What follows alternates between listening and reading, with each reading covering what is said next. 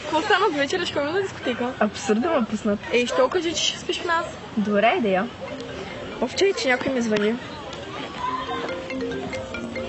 Бъй тихо, че баща ми звъни. Ало, кажи тати. Тати, знаеш какво ще там? Добре се отдам вкъщи. Ама... Ова, това как да постарам. Добре. Какво стана? Не знам, обаче татко ще е мега ядосан. Какво направи пак? Нищо, какво да съм направила? Чакай, онзи път, нали щупихме гардероба, може да е видял и... Ама не може да е за това, то беше отдавна. Добре, днес какво прави? Ами, нищо, чатих си Вайл във Фейсбук, гледах едно филмче и дойдох да се видим. Въй, може да си оставил лаптопа включен да ти е видял чата с него. Ужас, ако е видял снимките, които съм му пращала с нощи. А и ако разбере, че е на 25? Ужас, няма да ме пусне да изляза, докато не стана на 18. Уф, лошо ми трябва да изпуша една цигара. Нямам ли цигарите? Къде са? Не знам. Клас!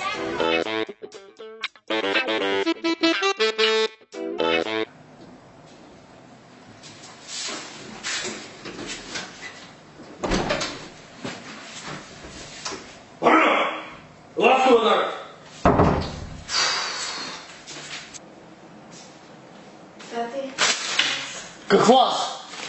Сядай веднага. Ще кажа, аз съм аз на тебе. Колко пъти сме говорили с теб? И аз, и майка ти, колко пъти сме говорили с теб за тези неща? Ма не аз. Всичко мога да ти обясня. Чухо, аз говоря.